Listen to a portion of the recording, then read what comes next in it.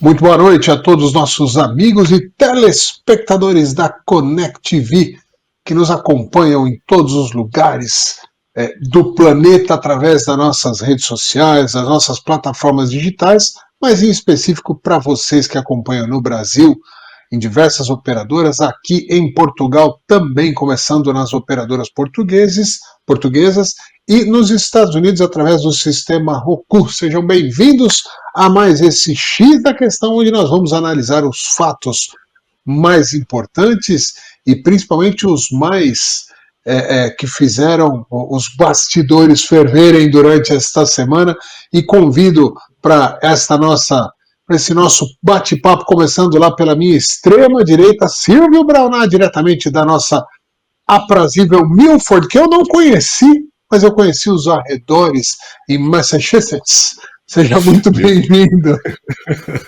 Milford tá famosa, viu, Eudes? A gente teve uma detenção de um estudante aqui da High School, né, que é o colégio no Brasil, e repercutiu aqui no estado. Aliás, esse menino, Marcelo da Costa, ele é meu vizinho, por incrível que pareça, aqui na minha esquina. Aliás, está cheio de helicóptero rodando, que a gente está aqui dentro e as casas são, graças a Deus, tem aí uma possibilidade, sabe, de acústica boa, né?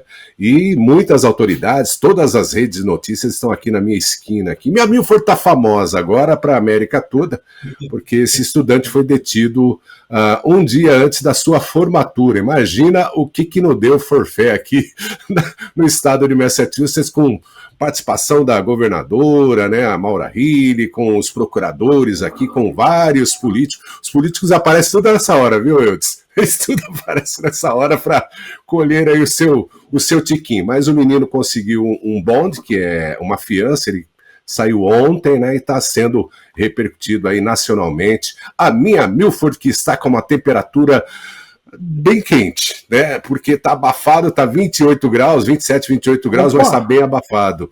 Está quente para chuchu, e vamos aqui com mais essa edição aqui do X da Questão na Connect TV, aí toda a rede social, porque na internet não há fronteiras, Eudes.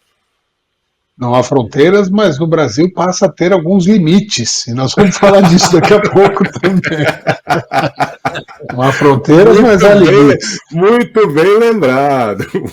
Mas nós vamos falar já. Mas antes de passar para o professor Pilão, esse estudante é um brasileiro que ia se formar só para matar a curiosidade de quem está em casa assistindo. E foi detido porque estava ilegalmente nos Estados Unidos, é isso? Na realidade, ele estava indo para junto com outros amigos, né? Ele estava indo para uma prática é treino, né, de voleibol. Ele é um estudante bem situado aqui na High School, que tem o slogan de Hawks High School, né? Hawks. E eles estavam indo para a prática, para a escola, e o ICE, como está fazendo? ICE é a Polícia de Imigração, tá? Eles estão fazendo bastante rondas, né? A procura dos indocumentados que já tem ficha de deportação, já, né? Final e tudo mais. E aí eles estão meio que abusando um pouco, né? Parando só pela aparência, você entendeu? Determinadas pessoas.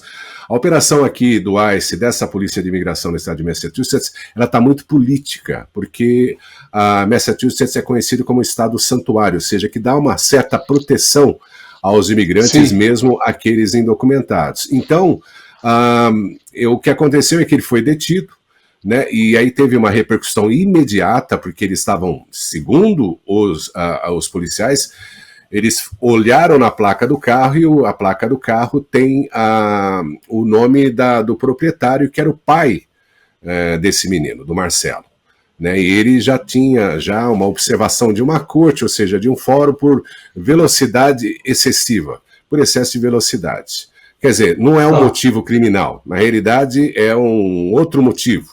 Você entendeu? Aproveitaram, perguntaram sobre a identidade dos ocupantes do veículo, e o Marcelo estava dentro desse carro. Ele está aqui nos Estados Unidos, está na minha Milford, desde quando ele tinha 12 anos de idade. 12 anos não, eu acho que tinha 7 anos de idade. Menino, ele chegou aqui menino.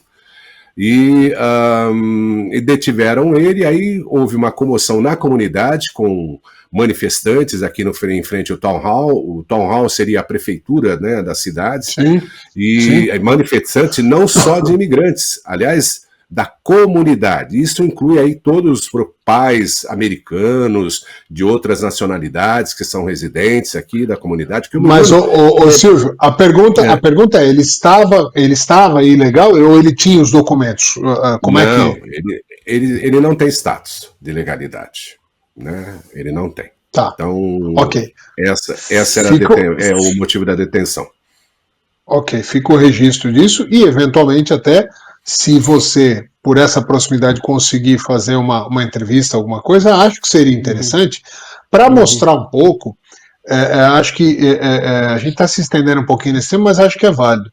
Para mostrar um pouco que, apesar das nossas opiniões serem coesas no sentido de direita, mais conservadores e tal, nós sim identificamos quando há excessos, nós sim fazemos críticas e nós sempre, permanentemente, damos espaço para que os temas sejam abordados. Então, quem fica achando que esse X da questão é de direita e não pensa em nada, não, muito pelo contrário. Aí, feita uma crítica, uma pontuação importante desse processo que está acontecendo nos Estados Unidos, em que há sim excessos, há sim um uso político em alguns momentos que tem que ser combatido e publicizado. Fica o nosso compromisso com isso. Tá bom, Silvio?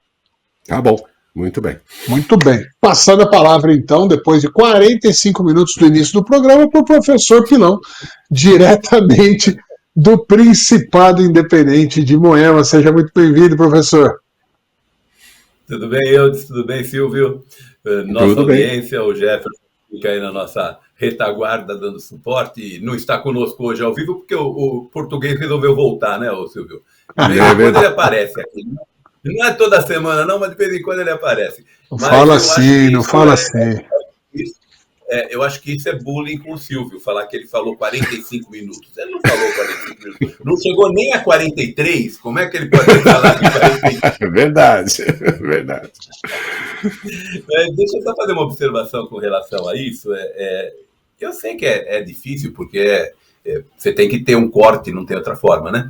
Mas a hora que você fala dos indocumentados, que seriam os ilegais, né? Aí nos Estados Unidos, você coloca todo mundo no mesmo balaio, né? E é muito ruim isso, né? Não só nesse caso, mas em praticamente tudo. Não pode pôr tudo no mesmo balaio. As coisas não são assim, né? As coisas são contextualizadas. Por exemplo, se é um menino que está morando aí desde os 7 anos e nunca deu problema, nunca teve nenhum problema, a família é uma família constituída, por que é que ele teria que ir embora? Por que é que ele não pode ser amparado pelo Estado no sentido de tentar documentá-lo, né?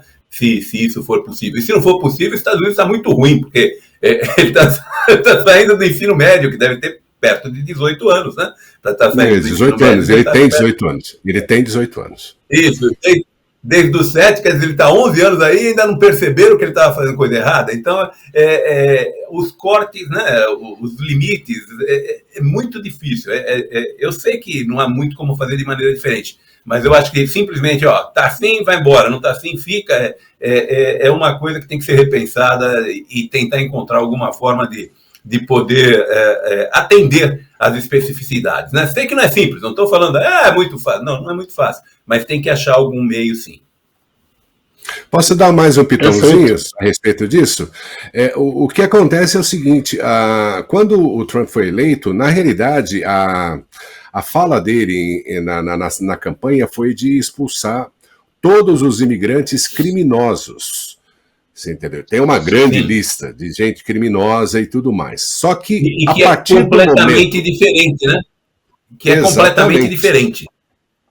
E aí, a partir do momento em que ele entrou no poder e ele começou a direcionar a polícia de imigração a procurar os criminosos, segundo eles, né, da polícia de imigração, determinados estados santuários não liberaram as fichas dessas pessoas com seus respectivos e atualizados endereços. Então eles passaram a fazer blitz, missões randômicas, Então, tipo, olhando isso aí, caracteriza até um certo preconceito, né? Porque, de acordo com a sua, né, o seu chassi, a sua lataria, você entendeu? Aí você para a pessoa. Então, se ele é moreninho, cabelo liso, então é latino. Se ele tem olho puxadinho, é chinês. Sabe assim, essas coisas? É asiático.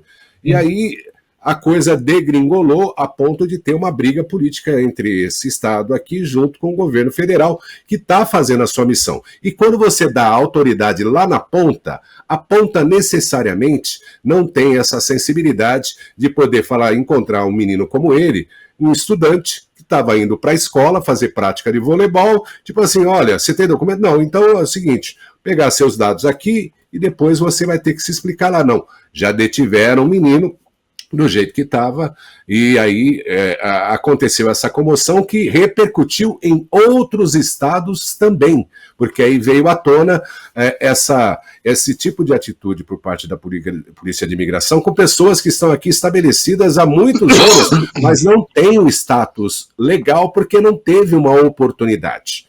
Então esse é o grande tema do momento, e eu espero que os congressistas passem a pensar seriamente a respeito de dar condições a essas pessoas que pagam os seus impostos, fazem parte da sociedade e que ajudam a economia americana a se continuar sendo constituída. Nossa solidariedade como é o nome do garoto? Marcelo. Ao Marcelo, acho que foi tudo dito aqui nesse sentido, não só da solidariedade, mas como dos excessos que porventura estão acontecendo e têm que ser arrefecidos. Falando em Donald Trump, falando em excessos, falando em crise, Donald Trump ameaça romper contratos com Elon Musk após uma lavagem de roupa suja, né, em público, através das redes sociais. E a coisa é tão chique quando você fala de bilionário, que é assim, a discussão, cada um ficou discutindo na sua própria rede social. Não é que o cara entrou em uma rede social.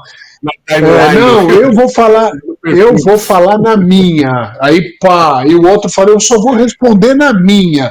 Então é outro nível de briga, e eu quero começar com o professor Pilão. Professor, essa conversa, esses ruídos entre Elon Musk e Donald Trump não começaram agora, já faz mais de um mês que a gente ouve um desconforto, aquele anúncio de saída oficial do Elon Musk do governo, e a coisa está tomando contornos mais radicais entre eles. Queria a sua opinião e explanação sobre o tema. Nós temos um ditado aqui no Brasil, que eu não sei se tem lá nos Estados Unidos, que diz que dois bicudos não se bicam, não é isso? Mesma coisa. Mesma coisa. E aí nós estamos falando de dois bicudos que têm um pouquinho de dinheiro, né? São dois bicudos milionários e dois bicudos que têm um poder extraordinário, é uma coisa fora do comum o que eles têm de poder, quer seja através da iniciativa privada, que é o caso do Elon, né? E pela mesmo privada, mas menos, e com relação à área pública do Trump, simplesmente o presidente da maior nação do mundo, né? Então você está pegando dois cachorros muito grandes que ficam brigando, feito dois meninos, né? Dois moleques batendo boca. Pois não, falando. Não, que de curiosidade eu coloquei na tradução aqui. Evidente que vai sair uma palhaçada, mas é só pela two bigs don't peck each other. É isso aí, né? Dois bicudos não se bicam. Se é muito grande, não tem jeito. Mas, enfim, parece dois meninos brigando, né? O meu bico é maior que o seu bico, e aí eles ficam brigando para ver o que acontece. Eu acho que isso é uma coisa, primeiro, que é feio, né? Isso é feio para alguém da grandeza de ambos, né? E segundo, que para política isso é muito ruim, né? Se você pensar em termos de uma política mais conservadora e tudo mais, que é o que representa a chegada do do Trump, né, na Casa Branca, e isso é muito ruim, isso é péssimo, né? Com relação ao Elon Musk, eu tenho a impressão que ele chegou na empresa e foi dar uma olhada como é que ela estava e falou, puta, caramba, né? A coisa tá ruim aqui, né? E aí ele falou, eu fiquei lá 130 dias, né? Ele ter saído estava previsto, ele só podia ficar por 130 dias, não podia ficar mais. Deu o 130º dia, ele saiu, é a regra do jogo, né? Porque, caso contrário, ele teria que entrar para a vida pública e teria que se afastar da iniciativa privada, que ele não queria, e eu acho que a hora que ele olhou que ficou muito tempo, nos 130 dias foi muita coisa, então ele deve ter se apavorado. De graça, sem receber um tostão, né? E aí eu queria só fazer uma observação, eu acho que é isso, é briga de cachorro grande, e nós usamos o termo, né, um pouquinho antes de começar, que é muito vaidosos ambos, né? Então a vaidade impera ali, né? E ninguém quer baixar a cabeça para o outro. Mas tem uma situação que é muito simples. O Elon Musk está numa empresa e ele fala assim, aqui nessa empresa não vamos mais produzir carro elétrico. Sabe o que vai acontecer? Não vai mais produzir carro elétrico. Acabou. E o Trump não pode chegar lá e falar assim, aqui nesse país não vai mais produzir carro elétrico, porque não é assim que funciona, a política não funciona desse jeito. E aí você pegou alguém da iniciativa privada, levou para a esfera pública, o que é muito saudável, porque ele deu uma bela de uma melhorada lá no Dodge, né, nas questões e tal, mas ele percebeu que ele não conseguia fazer o que ele queria. E ninguém consegue, não é ele lá, é ninguém aqui também, em nenhum lugar, porque a política ela não vive disso, né? Ela vive da discussão, ela vive da possibilidade de vender a ideia e assim por diante.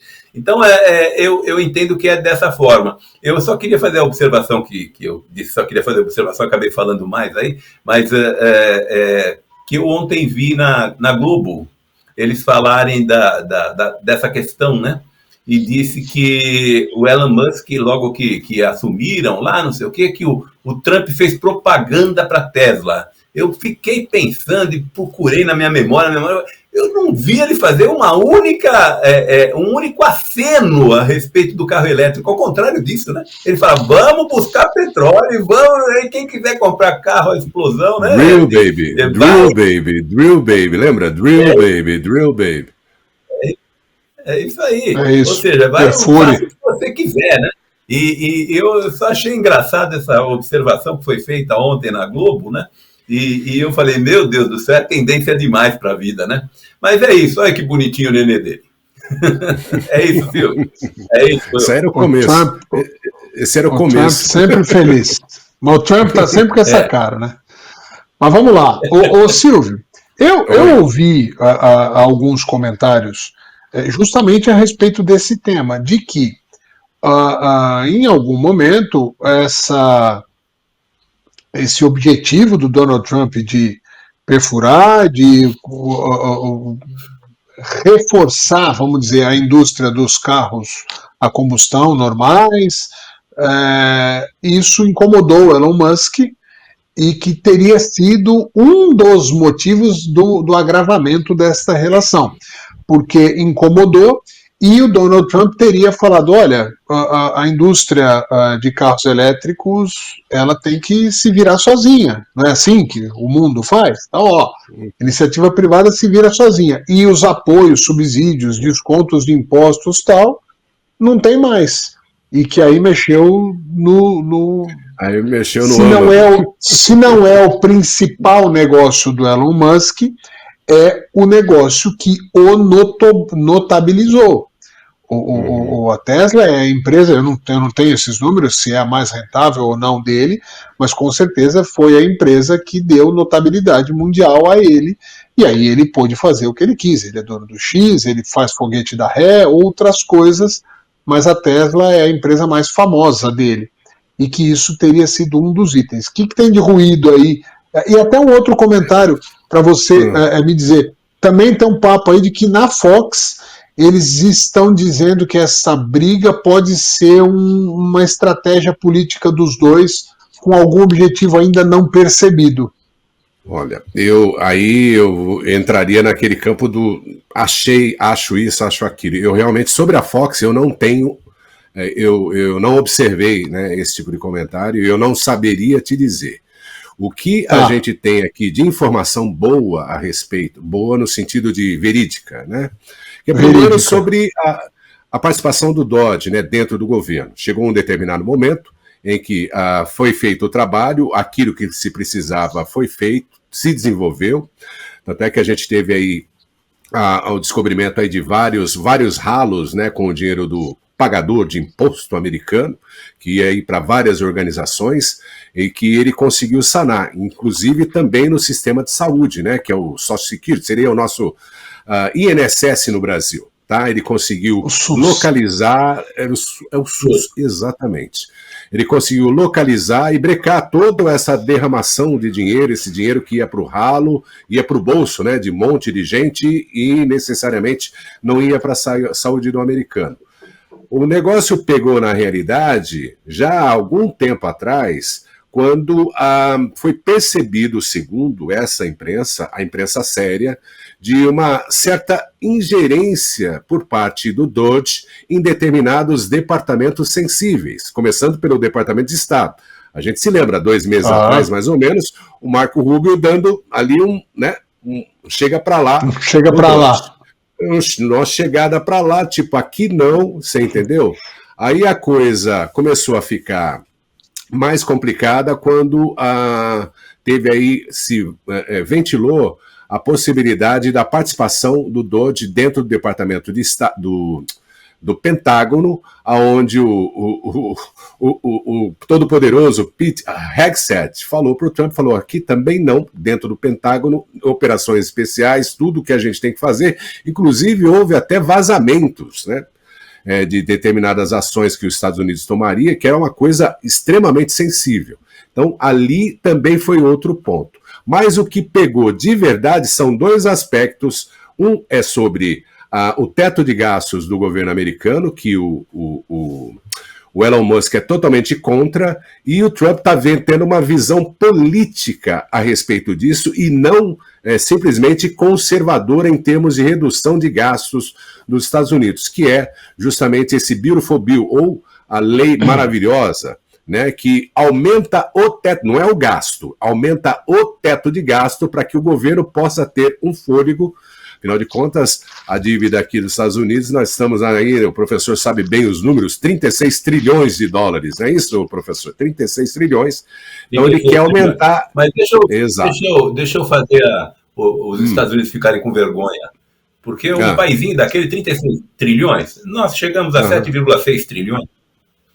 É para dar inveja aos Estados Unidos. De dólares. Não, nossa, é real. O reais. Nossa. Ufa, então... Ufa, uma brincadeira. Menos mal, professor. Então, o que aconteceu foi que o Trump, ele tem o Congresso, ou seja, ele tem 60% do Congresso, que inclui tanto os republicanos, é bipartidário, né, que eles chamam de bipartisan, né, ou seja, tanto o democrata quanto o republicano, para aprovar esse orçamento, não é para longa vida, para ele poder finalizar tudo aquilo que ele planejou em termos de colocar não sei quantos milhões de imigrantes para fora, criminosos, término do muro e outras coisas mais. Então ele estaria aumentando esse... Como é que chama o nosso ministro aí no Brasil? Calabouço? Calabouço fiscal? É isso, né? Arcabouço. Arcabouço.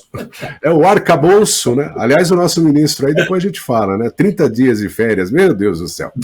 E aí foi esse o grande lance. Pelo menos a ideia é colocar esse teto de gasto na casa aí, eu não posso dizer número porque eu não tenho esse número exato, mas vamos colocar em termos de mais 5 trilhões de dólares, você entendeu? Para ele poder ter aí um fôlego. Essa é uma das reclamações do Elon Musk, que ele vem fazendo um belíssimo trabalho, foi muito bem recepcionado e agradecido pelo próprio presidente, só que aí tem uma visão política, que o Elon não tem.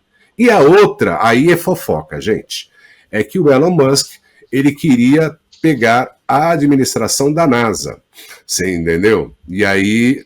Ouvi isso também.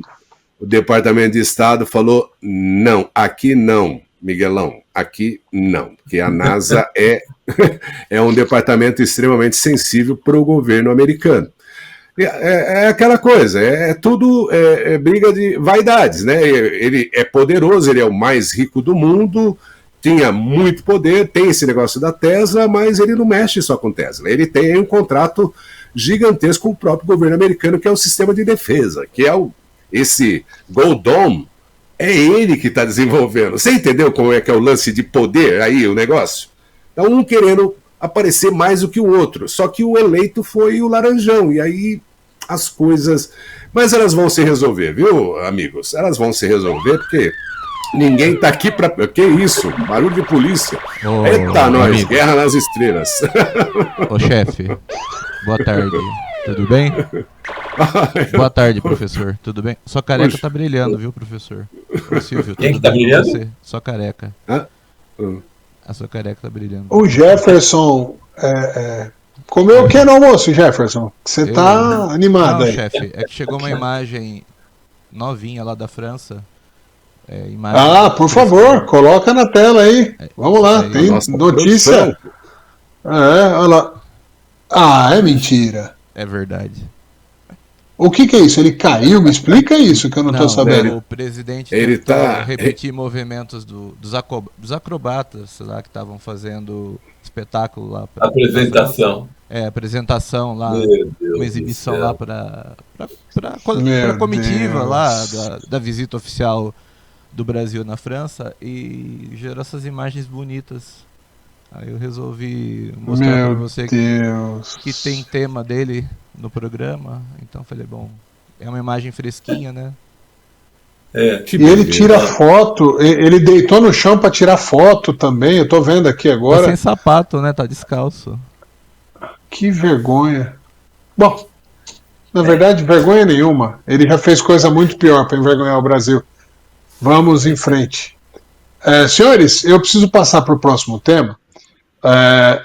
E o próximo tema... Lá, senão ele não consegue cortar. Você consegue cortar onde o Silvio ficou, o Jefferson? Não, tá no ar. Aliás, isso aí vai entrar no... A minha participação vai entrar. Vai entrar tudo? Vai entrar tudo, professor. Do jeito que tá? Tá bom. Então tá bom. Okay. Muito bem, coisa nova, porque eu não sabia, não fui avisado, mas faz parte.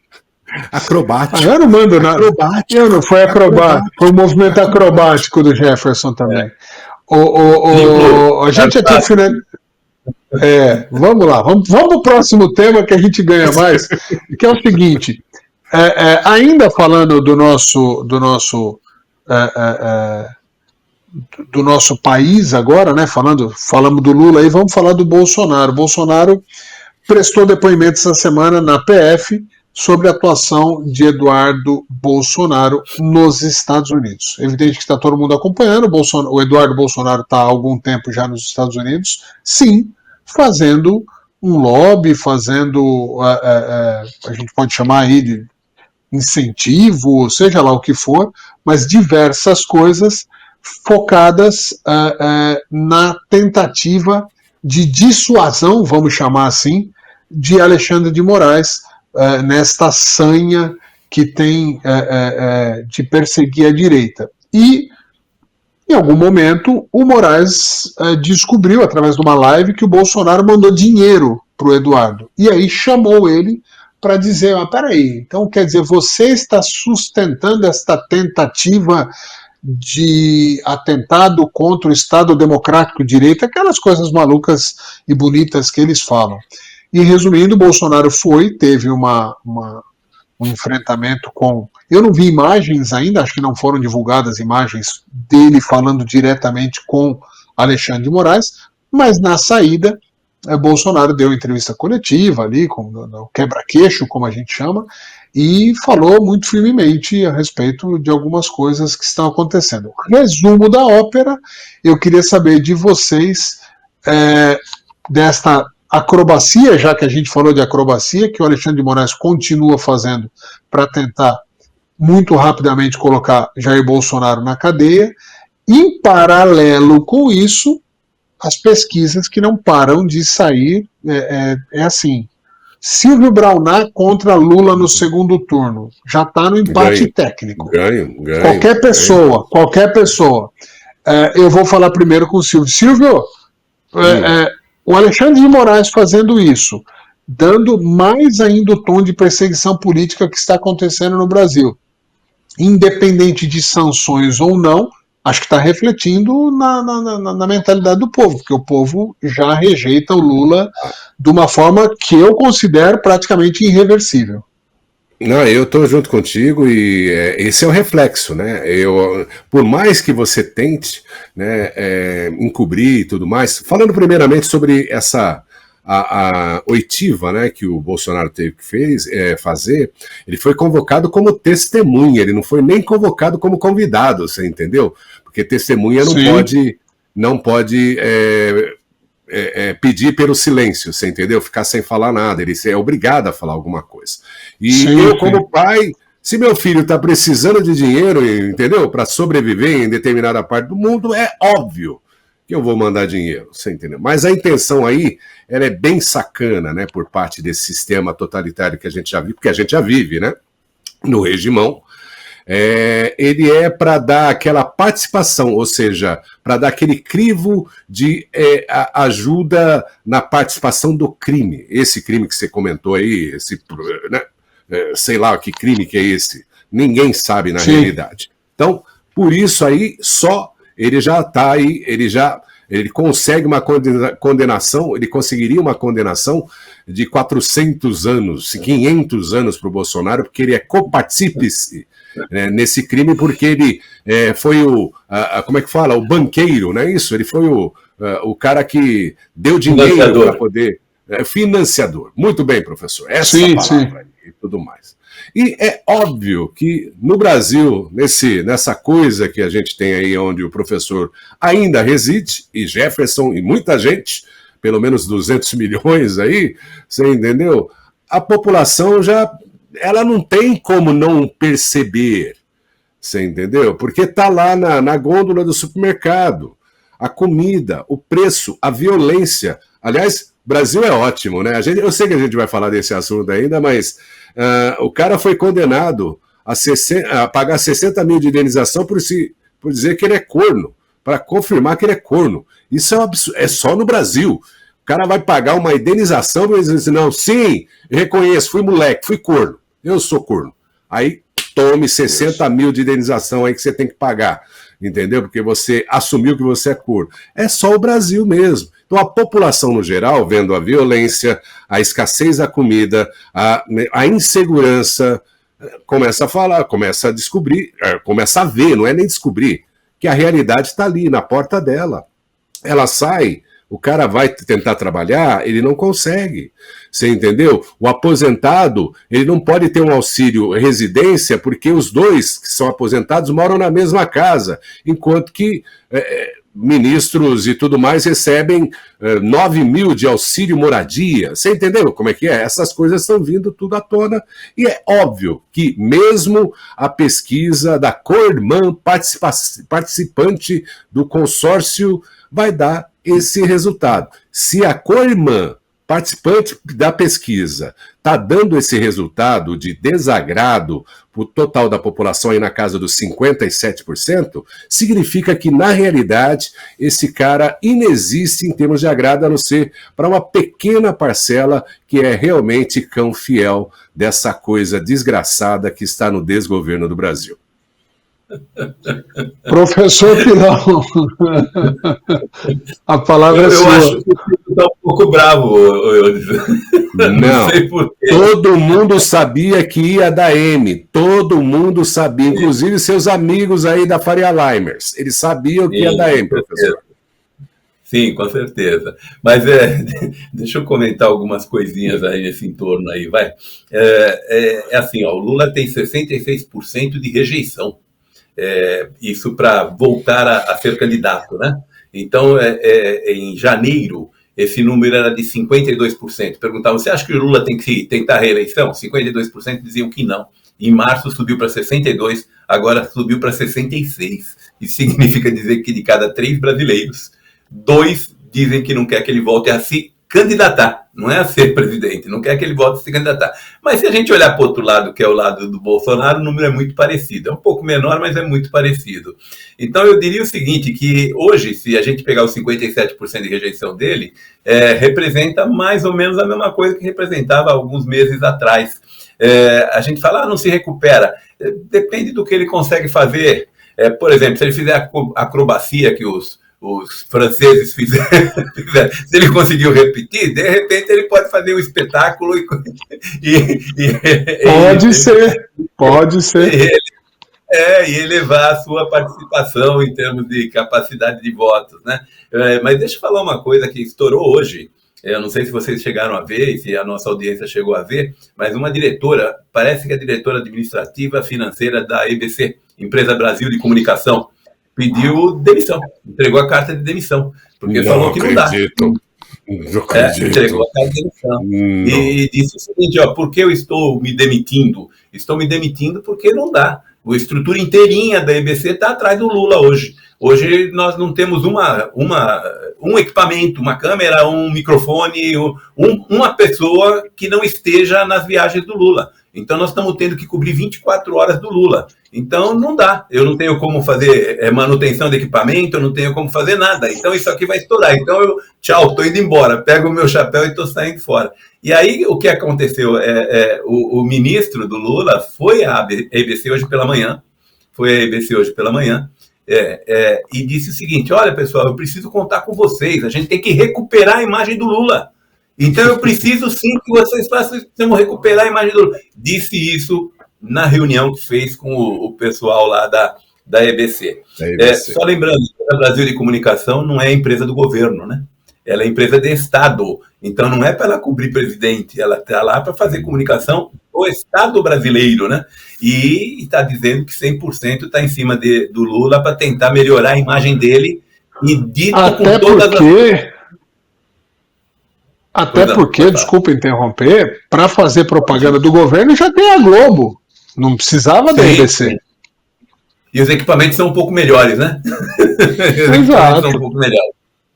Mas de qualquer maneira foi o que aconteceu, e ele foi lá e disse, não, nós precisamos sim de retomar, e tem que continuar porque nós temos que melhorar a imagem do Lula. Então é um problema muito sério, né?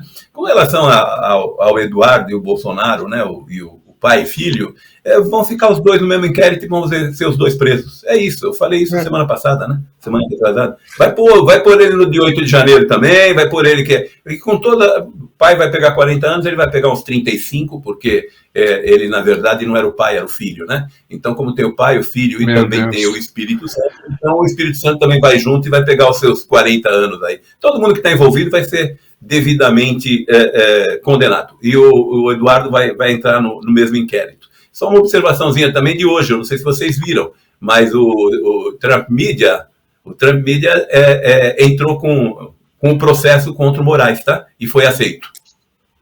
Pessoa física, e é complicado, a gente vai deixar para o próximo programa para poder explicar, porque é na pessoa física, não tem nada de Departamento de Estado, a coisa realmente nesse sentido, pelo menos para o Todo-Poderoso, aí vai ser complicado. Só uma observação nesse caso aí dessa acrobacia, né? Os dois mais rejeitados do mundo estavam juntos, né? Macron e Lula. Os dois mais rejeitados do mundo. Só para você ter uma ideia. E a AGU também um departamento de Estado, só que ela é bem usada pelo Bessias, né? Na sua vocação aí de ajuda ao governo, desgoverno. Eu ia falar um palavrão, mas... É muito interessante de ver o Lula e o Macron juntos, porque é nítido você ver quase um desespero de leitura física mesmo, sabe, da movimentação, porque os dois estão desesperados, os dois estão muito mal nos seus países e estão tentando usar um ao outro como muleta, porque o salvar a Amazônia é um tema, né, chique, é um tema ecologia, o ambientalismo, as crises climáticas, isso é um tema que aqui na Europa pega muito bem, e o Macron fica se tentando desesperadamente se agarrar nesses temas com a imagem do Lula. Por outro lado, para o Lula, não, ele não é anão diplomático, tá vendo? Ele é recebido com pompa de Estado. Ele é recebido, mas recebido por quem? Por um cara que está no final de feira, assim, vergonhosamente, que é o Macron. Então, é triste de ver, né? Uma situação muito complicada. Mas vamos trocar de tema, e provavelmente seja o último tema do nosso programa, até porque eu acho que vale falar um pouquinho com carinho desse tema. O humorista Léo Lins, pois não. Só um segundinho só da ida do Lula. O Lula falou que ele conversou com o Xi Jinping e conversou com o Putin, e quando o Putin quiser, ele entra no meio da negociação da guerra aí da Ucrânia, né, dos teus vizinhos aí, ele entra aí na guerra da Ucrânia, não sei o quê, e a gente resolve isso. Porque a ONU não tem capacidade de fazer isso, não sei o quê. O Macron veio de direita, no meio do queixo, né? Falou, é o seguinte, o Trump mandou uma proposta que é muito boa, a Hungria já... Isso aí é IA, viu? Essa imagem é falsa, gente. Essa imagem é falsa. Não foi desse jeito, não. Mas é uma IA, tá? Continua, professor. Mas eu acho que é bem parecida. E foi montada na realidade. Enfim, mas disse que a proposta era muito boa e que quem não aceitou foi o Putin, meu filho. Já 4 ou 5 vezes chegou lá a proposta, o Putin disse que não. Teu amigo disse que não. Então, não vem com coisa aqui, não. Ficou chato também, viu? Não, a primeira coisa que ele falou, assim, primeiramente, o agressor é a Rússia. A Ucrânia é agressor. Já começou ali, já deu no meio da canela dele já. E a partir daí foi um vexame, porque não era para dar vergonha alheia, era para o cara, esse barbudo aí, desgovernado aí, simplesmente falar assim, desculpa aí, perdi, fui moleque, tô indo embora. Saí da Leão da Montanha pela esquerda, que é o caso dele. E é emblemático ver, porque eventualmente, ou pode até ser o raciocínio que o Lula tem, e ele tem o direito de ter. A questão é que você não dá uma declaração dessa em público no país que está te recebendo com o presidente do lado. Você sabe que isso conflita. Agora, eu falo você sabe, você telespectador, você professor Pilão, você Silvio Braunal, Jefferson, nós sabemos. O Lula está num universo paralelo. Ele não entende o que está acontecendo. Quer que eu falo?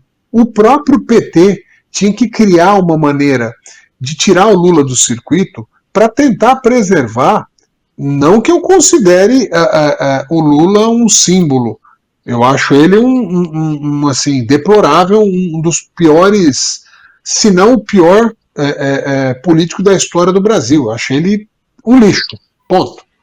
Mas em respeito à história dele, à imagem dele com a esquerda, eles tinham que tentar preservar.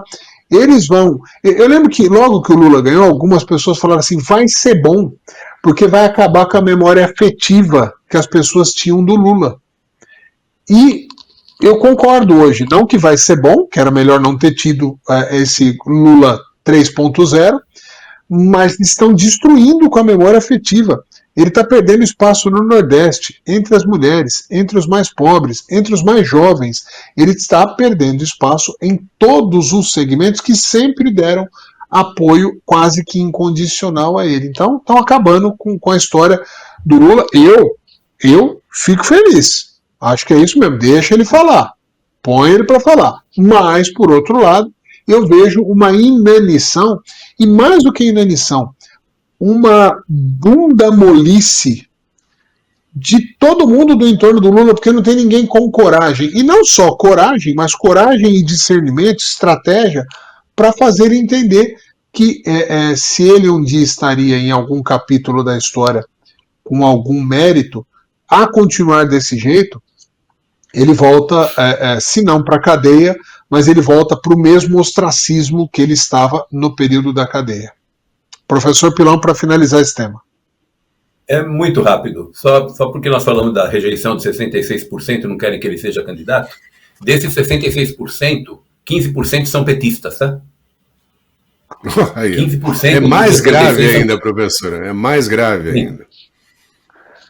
Para você ver, provavelmente são aqueles petistas que você consegue conversar, dialogar como um ser humano. O cara tem uma ideia diferente da sua, ele defende e você consegue dialogar. São esses que estão enxergando que o Lula está destruindo o Brasil, a sua própria história e qualquer possibilidade da esquerda se reerguer nos próximos anos, como está acontecendo em alguns lugares do mundo. Vamos para o próximo tema. Que Deus te ouça, que eles desapareçam, essa desgraça, essa praga. Mas eu de verdade não concordo. Eu acho que precisa, sim. Tem que ter o contraponto, tem que ter o equilíbrio, tem que ter, inclusive, a crítica. Se você sabe ouvir a crítica e melhorar a sua gestão, seja ela de quem for a crítica, você pode fazer uma gestão melhor. Mas nós estamos falando aqui de cabeças evoluídas, que não é o padrão dentre os políticos brasileiros. Senhores, falando de... Eu não consigo dizer de outra maneira, né? Censura rasgada e não mais velada no Brasil.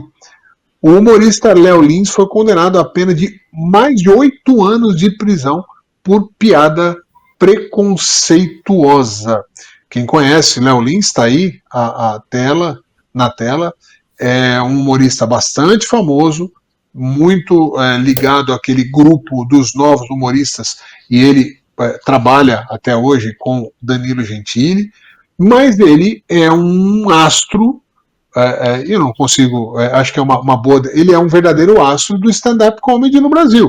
Por onde ele vai, são teatros absolutamente abarrotados, mais do que uma sessão, ele é um astro da cena do humor brasileiro. E ele acaba de ser condenado em primeira instância a pena de 8 anos. Quem conhece o humor dele, pode cortar, tirar o Léo Lins daí, quem conhece o humor do Léo Lins, e eu conheço, eu particularmente não gosto de tudo. Gosto de algumas coisas, outras não.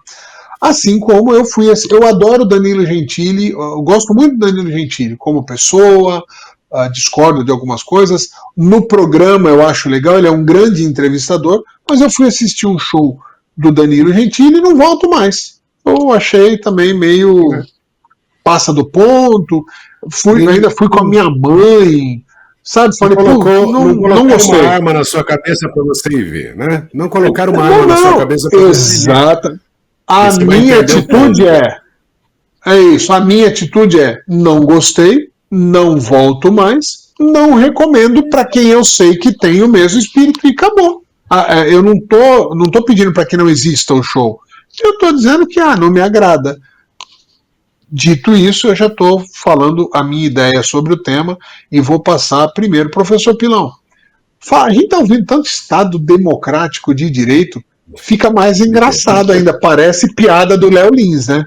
Sua opinião sobre o tema.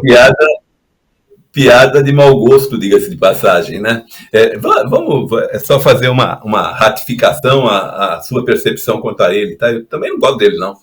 Eu, particularmente, jamais iria assistir um show dele. Eu acho que ele é muito ruim. E eu acho que é muito escrachado. Passa do ponto. Eu acho que ele passa do ponto. Não tem necessidade. Eu gosto do humor mais sutil e assim por diante. Mas a ideia do humor é a ideia do escracho, né? É que você pode escrachar com inteligência ou você escracha debochando de vez, né? E o que aconteceu? E o que aconteceu foi isso. O que ele fez é que ele gravou o programa e colocou na rede social. Isso, exatamente. Ele colocou no YouTube, especificamente, mais de 3 milhões de visualizações. E a doutora juíza lá, né, a excelência, achou que isso ofendia as pessoas e com certeza muitos dos 3 milhões que assistiram se sentiram ofendidos, né? E muitos do que não assistiram também se sentirão. Você não fica assim assistindo, professor. Desculpa. Vai, continue. Claro, desculpa. Exatamente. Não, é isso mesmo. Você assistiu porque você quis, evidentemente. Você foi lá, procurou e assistiu, né? E quem foi no teatro, então, pagou para assistir, né? Então foi mais ainda. Então é um absurdo. Na verdade, foram 8 anos e 3 meses, né? Ou eu disse, 8 anos e 3 meses de cadeia porque você faz humor. Aí acabou, né? Não tem o que falar, né? É claro que tem algumas coisas, né? Por exemplo, olha, Você tem a questão de preconceito, não pode mexer com preconceito, porque, caso contrário, você pode ser detido, você pode ser preso, você vai assim vai. Mas você está num espetáculo de humor, você não está no dia a dia, você não está falando contra essa pessoa e provavelmente ele nem pense aquilo que ele está dizendo lá das pessoas. Pode ser que ele tenha uma percepção completamente diferente, mas essa é a forma como ele choca. E o humor é assim, você choca que é porque fica ridículo e as pessoas dão risada disso. Tem quem gosta, eu não gosto, tem quem gosta, né? E ele vai ter que pagar mais 300 milhões ainda de multa, além dos 8 anos e 3 meses de cadeia. 2 milhões, 2 milhões. 2 milhões? 300 mil eu li. 2 milhões? Eu li 300 2 milhões. Mas são mil, não sei quantos salários mínimos, não é isso? É 1.000 e alguma coisa salários mínimos. Salários mínimos, então se for 1.000 e poucos salários mínimos, são os 2 milhões que o Goethe falou. Que é mais ainda, porque o que eu li eram 300 e poucos mil reais, eu achei já um absurdo, 2 milhões mais absurdo ainda. Mas enfim, eu acho que sim, que ele passa do ponto, não gosto dele, mas é censura pura, né? E uma censura da seguinte forma, ó, você vai falar, você fala se você quiser, não vou te censurar antes, mas vou te prender depois. Então, o que vai acontecer é que você acaba tendo o fim de uma ideia de se contrapor ao que existe, ao status quo, que é muito inteligente, porque o humor é uma coisa muito inteligente, mas que, infelizmente, vai desaparecer com o tempo. Se tiver mais um assim, acaba, ninguém mais faz piada. Já causa uma preocupação geral e muitas dos discursos em favor do Léo Lins que surgiram, basicamente de humoristas, mas alguns jornalistas também, falavam o seguinte, não, então nós temos que prender, por exemplo, a Adriana Esteves, que fez a Carminha, porque ela, no papel dela, cometia crimes. Ou a Nazaré... Nazaré, nossa, né? Nazaré Tedesco, a Nazaré Tedesco. Isso. Essa porque ela era racista. Ela sequestrou uma criança. Não, muitos outros personagens que estavam na TV cometendo crimes, ou seja, falando contra as pessoas, falando contra uma raça ou contra uma escolha, seja lá qual for, não importa. Então, houve esse levantamento de discurso. Mas, surpreendentemente, eu não vi aquela turminha global saindo em defesa da arte, né? Cadê aquela turminha, eu esqueço o nome aquela turma que gosta muito de fazer umas bagunças lá em Fernando de Noronha, sabe aquela turminha global? O pessoal do Estou Aqui. Isso, eu não vi a Fernanda Torres, por exemplo, Walter Salles, se pronunciando contra a censura. Fernanda Torres é excelente, né? Excelente naquela comédia que tinha, que eu adorava assistir, né? Isso, ela junto com outro menino lá e tal. O Luiz Fernando Guimarães. Os Normais. Os Normais. Era ótimo aquilo. Você vê. Cadê esse pessoal? Onde está essa turma? Que era comédia. Não, é a mesma coisa. É a mesma coisa. Liberdade de expressão. É a mesma coisa a gente tentar prender o Didi, o Renato Aragão, hoje, porque ele chamava o Mussum, por exemplo, de grande pássaro, fazendo uma alusão a ser um urubu, era racismo, né? Ele estava brincando com um tema racial que na época ninguém se ofendia. Sabiá de bananeira que eu aprendi, sabiá de bananeira, quer dizer. Sim, e outras tantas coisas, mas aí você fala assim, mas peraí, ele falou naquela época, mas está na internet. Essas piadas estão na internet. Então, vamos prender o Renato Aragão. Então, é tão absurdo, eu quero o comentário do Silvio Braunar, não só dessa parte artística, mas da falta de caráter do meio artístico e jornalístico brasileiro, que está cada vez mais flagrante. Eu ia entrar nessa linha que você acabou de mencionar. Falei assim, era um momento para toda a classe artística vir em peso na internet, você entendeu? Condenando essa atitude extremamente preconceituosa e ditatorial dessa juíza, que já fez outras, ela já fez outras coisas lá no passado. O passado dela também a compromete. Mas o que a gente observou nesse sentido foi que ela pegou uma lei, ela retroagia uma ação que aconteceu depois dessa lei. É óbvio que a gente vai vai ter aí a derrubada de toda essa condenação na segunda instância, porque eu acredito ainda que existam pessoas com o mínimo de condicionamento mental, não estão aí com toda essa retórica, essa linha governamental na cabeça, que é o caso dessa juíza, né? E obviamente que as coisas voltem no contexto geral. O grande incrível é que se a gente pegar o time-lapse dessa condenação por parte dessa juíza, que eu não vou mencionar, ela deveria ficar famosa. Eu acho que a rede já está fazendo ela ficar famosa porque ela tem uma protuberância, né, acima da sobrancelha. Eu acho que é isso, né? Ela tem um espaço muito grande, tá né? Piada? Eu estou fazendo piada, estou fazendo jocoso, eu estou sendo jocoso. Você entendeu? Então ela tem um cérebro grande. Era uma mulher que era para pensar bastante. Oi, pois não. Aqui, ó. O que é? Eu não tenho nada a ver com isso, não. Só estou avisando a juíza aqui, ó. Vai direto nele aí, ó. Entendeu? O que acontece Olha o dono da TV aqui, ó.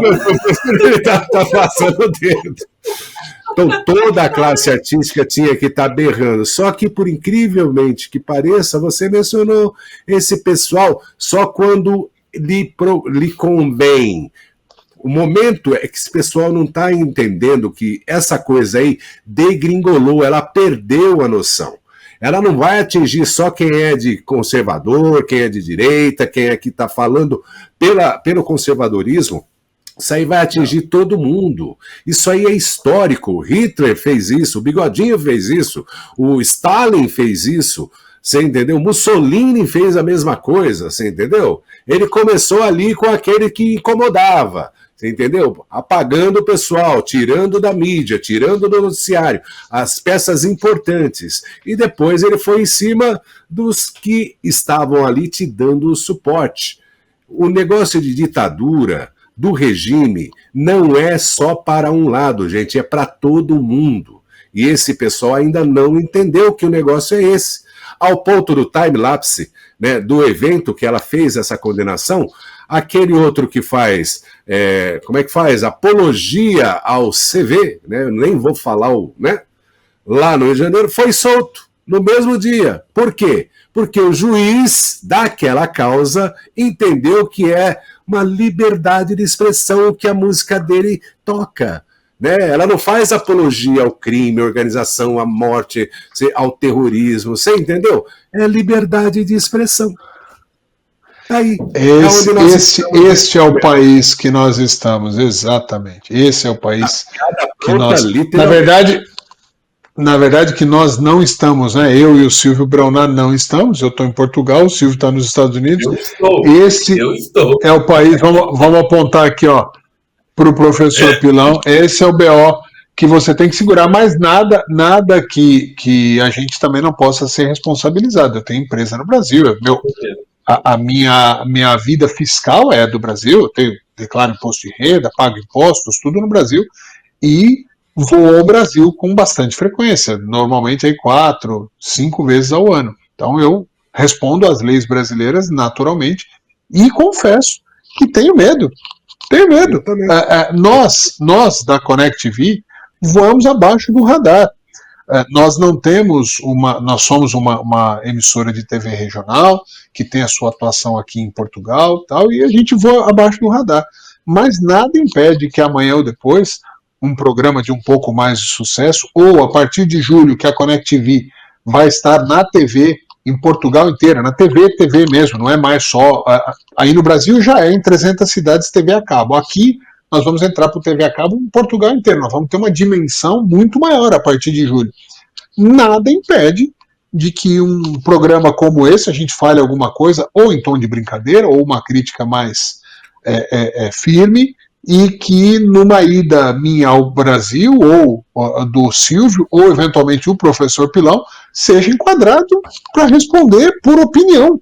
Esse é o momento que nós vivemos no Brasil. Triste Brasil, onde a hipocrisia é maior do que a corrupção e do que a própria bandidagem. A hipocrisia é o maior mal do Brasil hoje. Não é a bandidagem, não é a corrupção dos políticos, é uma sociedade hipócrita, idiota, que se deixa levar principalmente pelo prazer de ver o outro se dando mal. Há uma cultura generalizada no Brasil, onde você vê o rico, você não quer ser rico, você quer que ele seja pobre. Você vê alguém fazendo sucesso, você não quer fazer sucesso também, você quer que ele seja destruído. Essa é a cultura do Brasil hoje. É uma pena porque não era assim. Na década de 70, na década de 80, até o início dos anos 90, o Brasil não era um país deprimente como é hoje. Infelizmente, eu não falo isso feliz, falo muito constrangido até, mas como dizem os portugueses, é o que é. Senhores, final do nosso programa, quero agradecer a vocês. Pois não, professor Pilão? Só ainda a respeito desse último assunto, e também é rápido. O que a juíza fez, ela usou o flagrante perpétuo do Alexandre de Moraes.